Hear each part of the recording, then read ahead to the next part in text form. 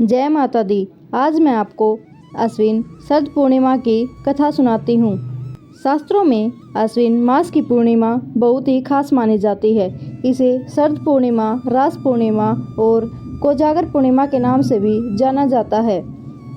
कहा जाता है कि शरद पूर्णिमा की रात भगवान श्री कृष्ण ने गोपियों के संग महारास रचाया था, इसलिए इसे रास पूर्णिमा कहते हैं।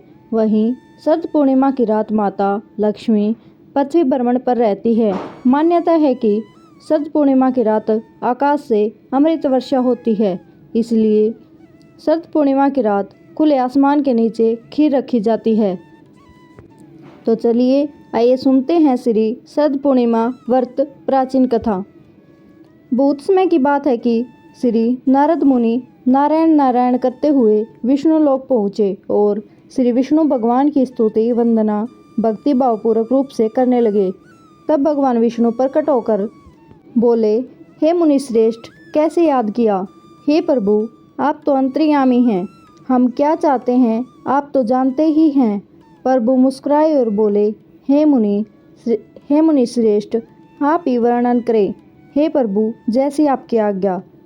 प्रभु, मैं मृत्युलोक से चला रहा हूँ, वहाँ मानव की व्यथा देखी न गई। प्रभु बोले, आप क्यों दुखी हो रहे हो? यह सब कर्मों के फल हैं। हे प्रभु, वहाँ पर मनुष्य बहुत दुखी हैं, आपको उनके कष्ट दूर करने ही होंगे। हे नारद मुनि, सुनो, मैं तुमको शरद पूर्णिमा के नाम से जाने वाली, जिसे कोजागर व्रत भी कहते हैं, इसके विधि विधान के करने से कष्ट दूर होते हैं, सो तुम ध्यान पूर्वक लगाकर सुनो। मथुरा नगरी में सुभद्रा नाम की एक पंडिताइन रहती थी। वह शरद पूर्णिमा का व्रत करती थी। भगवान जी उसे प्रसन्न हुए और इच्छित वर देते हुए कहा, इसका विधि विधान सभी को बताइए। तब वह एक साहूकार को व्रत की विधि बताती है। साहूकार ध्यान से सुनने लगा। सुभद्रा बोली, मैं शरद पूर्णिमा का व्रत करती हूँ, यह उसी का फल है। साहूकार ने पूछा, उसकी विधि क्या है? सुभद्रा बोली, एक लकड़ी के पट्टे पर एक लोटा पवित्र जल भरकर रखें। रोली से एक स्वास्तिक चिन्ह लोटे पर बनाइए। इसके बाद पीतल के गिलास में गेहूं के दाने भरकर रख दें। गिलास पर दक्षिणा चढ़ाएं। इसके बाद स्वयं तिलक लगाएं। इसके बाद 2.5 पाव शक्कर, 2.5 पाव खोआ, दोनों को मिलाकर 6 पेड़े बनाएं। इसके बाद पूजन कर एक पेड़ा पर बुको चढ़ाएं। दूसरा पेड़ा स्वयं पतिदेव ग्रहण करे। तीसरा पेड़ा अपने मान को दे, जैसे बांजे, बांजी, ननद, बहन आदि को दिया जाएगा। चौथा पेड़ा अपनी सहेली से बदले, यदि सहेली न बदले तो मंदिर में चढ़ाएं। जो सहेली 6 माह व्रत रखे उसे ही पेड़ा दे।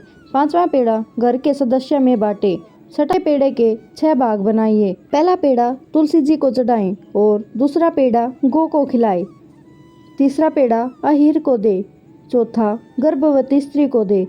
5वां पेड़ा राहगीर बालक को दे और 6ठा पेड़ा कुंवारी कन्या को खिलाए। इस प्रकार 6 पेड़ा वितरित करें। लोटे में रखे जल से चंद्रोदय के समय चंद्रमा को जल चढ़ाएं।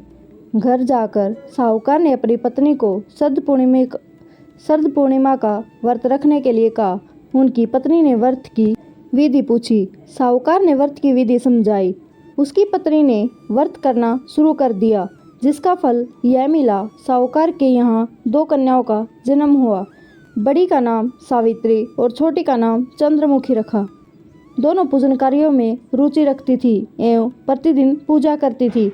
दोनों का ब्याह संपन्न घराने में हुआ। दोनों बहनें शरद पूर्णिमा का व्रत करती थी। सावित्री विधि विधान से व्रत रखती थी, अतः उसे सुंदर संतान की प्राप्ति हुई। इसके विपरीत चंद्रमुखी अधूरा व्रत रखती थी, जिसके कारण यह फल हुआ कि उसके पुत्र कुछ दिन जीवित रहकर स्वर्ग सिधार जाते थे। इस कारण चंद्रमुखी दुखी रहती थी। आखिर एक दिन चंद्रमुखी एक ज्योतिषी से इसका कारण पूछती है।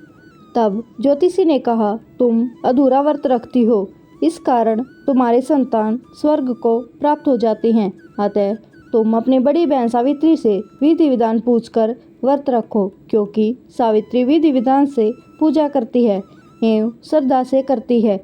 प्रत्येक वर्ष की तरह शरद पूर्णिमा फिर आई। चंद्रमुखी फिर व्रत अधूरा रखती है। उसका पुत्र फिर मृत्यु को प्राप्त हुआ। चंद्रमुखी ने अपने मृत पुत्र को पट्टे पर लिटा लिया, जिस पर वह पूजा करती थी। संयोग से प्रभु इच्छा से उसकी बड़ी बहन सावित्री उसी दिन उसके घर पर आई। उसने तुरंत प्रभु का नाम लेकर मृत बालक के सिर पर हाथ फेरा तो वह जीवित हो उठा। चंद्रमुखी खुशी से नाच उठी। तब उसे शायद शरद पूर्णिमा का महत्व समझ में आया। उसने तुरंत प्रभु से क्षमा मांगी, बारंबार प्रभु के चरण स्पर्श किए और कहा, ऐसी भूल अब कभी नहीं होगी। साथ ही सभी पड़ोस में सगे संबंधियों को यह व्रत करने की सलाह दी। वह व्रत की विधि विस्तार पूर्वक समझाने लगी। अतः इस व्रत के करने से प्रत्येक स्त्री व पुरुष सभी की मनोकामनाएं पूर्ण हो जाती हैं। जय हो लक्ष्मी नारायण की, जय हो चंद्रदेव की। जैसे चंद्रमुखी की इच्छा पूर्ण हुई, वैसे सबकी इच्छाएं पूर्ण हों। जय श्री हरि, जय माता दी।